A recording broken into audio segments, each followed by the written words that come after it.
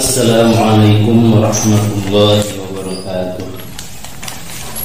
Alhamdulillah wassalatu wassalamu ala Rasulillah wa ala alihi wa sahbihi wa wala. La haula wa la quwwata illa billah. Amma ba'd. Anak-anak kelas 10 yang saya banggakan, pada pertemuan kali ini kita akan melanjutkan bab 3 tentang taubat, bab yang ketiga. Sebelumnya, yuk kita bersama-sama membaca basmalah. Bismillahirrahmanirrahim. Di atasnya bagian keempat ya, yaitu tentang jenis dosa dan cara taubatnya. Secara umum, perbuatan dosa dikelompokkan menjadi 4 bagian, yaitu dosa yang berkaitan dengan hak Allah, dosa yang berkaitan dengan hak Allah yang wajib ditutupi atau diqadha, dosa yang terkait dengan hak manusia yang tidak membutuhkan kepada pengganti, dan yang terakhir dosa yang berkaitan dengan hak manusia yang wajib dikembalikan kepada mereka. Dengan demikian sudah barang tentu tata cara bertobatnya pun berbeda-beda. Pertama, dosa yang berkaitan dengan hak Allah, seperti berkata dusta, meninggalkan sholat 5 waktu, berbuat syirik, minum khamr, berjudi, main perempuan, menyaksikan film-film yang mengundang syahwat. Semua di atas adalah termasuk dosa besar. Dosa-dosa yang seperti ini termasuk dosa yang berkaitan dengan hak Allah. Bagaimana bertobat dari dosa yang semacam ini? Untuk bertobat dari dosa yang semacam ini, seorang harus berhenti dari perbuatan dosa tersebut dan menyesali perbuatan yang telah dilakukan, memperbaiki diri dan tidak melakukan dosa yang sama untuk kedua kalinya. Jika dia benar-benar memperbaiki dirinya, maka pasti Allah Subhanahu wa ta'ala akan mengampuninya. Yang kedua, dosa yang berkaitan dengan hak Allah, namun hak Allah yang wajib ditutupi atau diqadha. Seperti orang yang tidak mengerjakan puasa. Meninggalkan puasa adalah dosa besar, sehingga apabila seseorang meninggalkan 1 hari puasa dengan sengaja, maka dia harus mengqadha puasa yang ditinggalkannya. Adapun jika seorang tidak membayar zakat, pada hakikatnya dia tengah memakan api neraka. Namun jika dia bertobat dengan menyesali apa yang telah dilakukan dan bertekad sejak saat itu hingga seterusnya, dia akan mengqadha kewajiban puasa yang ditinggalkannya dan membayar zakat yang belum ditunaikannya, baik yang sekarang maupun yang telah lalu, maka pasti Allah akan mengampuninya, betapapun besarnya dosa yang dia miliki. Ketiga, dosa yang terkait dengan hak manusia yang tidak membutuhkan kepada pengganti. Dosa jenis ini seperti perbuatan ghibah, ngerasani, ngumpat, mencari-cari kesalahan orang atau menggunjing. Mengumpat adalah perbuatan dosa besar. Pada hari kiamat, orang-orang yang suka mengumpat dan menuduh akan diletakkan di atas darah dan nanah selama 50.000 tahun. Subhanallah. Hingga semua orang telah selesai dari menjalani hisab. Kemudian setelah ini mereka dipindahkan ke dalam neraka jahanam. Namun jika mereka bertaubat dan tidak mengumpat lagi, serta menyesali apa yang telah mereka lakukan dan memperbaiki dirinya, maka pasti Allah akan mengampuninya, sehingga dia kembali tidak ubahnya menjadi seperti seorang bayi yang baru dilahirkan oleh ibunya. Bagaimana sabda Rasulullah sallallahu alaihi wasallam, at-taibu minadz-dzambi kaman la dzambalah, orang yang bertaubat dari dosa seperti orang yang tidak punya dosa.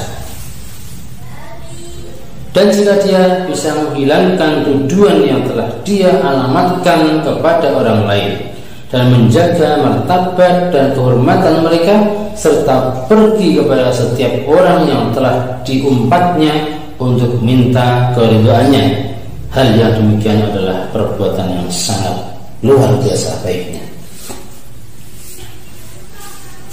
Kemudian yang keempat, dosa yang berkaitan dengan hak manusia yang wajib dikembalikan kepada mereka. Kategori dosa jenis ini diantaranya memakan harta orang lain, walaupun hanya sekedar 1 karat, walaupun hanya sebutir gandum. Setiap orang yang memakan harta orang lain dengan cara yang batil, maka pada hari kiamat dia akan datang dengan membawa harta itu di pundaknya. Dia dihadirkan pada hari kiamat ke barisan di padang mahsyar dengan dipermalukan. Namun demikian, hak orang lain ini sendiri ada taubatnya, yaitu mengembalikan harta orang lain yang telah digosoknya, kemudian menyesali apa yang telah terjadi dan tidak memakan harta haram lagi. Dia juga tidak boleh menjadi seperti seekor lintah yang menghisap darah manusia. Apabila tidak mempunyai harta untuk mengembalikan harta orang lain yang telah digosoknya, maka dia harus bertekad untuk mengembalikannya manakala dia telah mampu. Jika dia melakukan dengan konsisten, maka taubatnya akan diterima oleh Allah Subhanahu wa ta'ala. Oke, itu tadi ada 4 macam dosa dan sekaligus cara bertobatnya. Kemudian yang bagian kelima, membiasakan diri bertobat. Setiap manusia sudah seharusnya senantiasa mengingat taubat dan harus tetap tumbuh di dalam hati setiap muslim sampai meninggal dunia.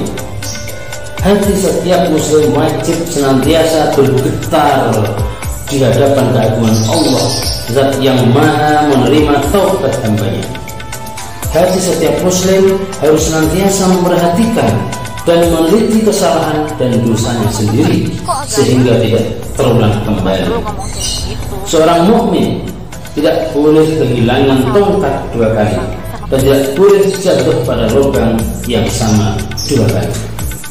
Artinya tidak boleh melakukan kesalahan yang sama 2 kali. Jika seorang bertobat dari dosanya dengan tobat yang sungguh-sungguh, taubatan nasuha, maka tidak ubahnya dia seperti orang yang tidak mempunyai dosa. Setelah bertobat, seseorang tidak ubahnya seperti bayi yang baru lahir dari kandungan ibunya. Manusia harus yakin bahwa bila seorang melakukan dosa yang banyak dan pada saat yang sama mengurungkan niat untuk bertobat dan mengatakan bahwa Allah tidak akan mengampuninya, maka justru perkataannya ini merupakan dosa yang besar yang mendekati batas kekufuran. Karena Allah Maha Pengampun, Allah Maha Penyayang.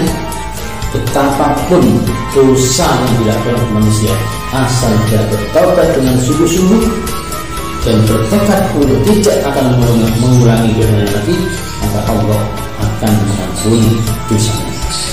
Seperti kisah zaman dulu, seseorang yang telah membunuh 99 orang, dia datang kepada seorang rahib, Pak rahib, saya berdosa besar.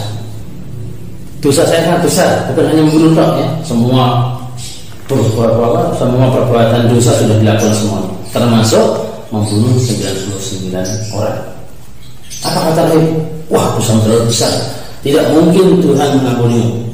Maka orang tadi menghunus pedangnya dan si rahib ditebas kepalanya, meninggal. Sehingga genap 100 orang. Kemudian dia datang lagi, cari-cari lagi siapa yang bisa menuntut saya tobat. Maka datang dia kepada seorang ulama. Nah, Dia adalah seorang ulama, dia bilang, dia menyampaikan keinginannya bertobat karena dia sudah menjadi orang yang sangat-sangat tidak layak untuk hidup, ya, karena banyak dosanya, termasuk membunuh 100 orang. Apa kata ulama tadi? Jangankan membunuh 100 orang, seluruh dunia ini kamu bunuh semua, asal kamu bertobat dengan sungguh-sungguh, ya, dan tidak akan mengulangi perbuatan dosamu lagi, Allah pasti akan menerima taubatmu.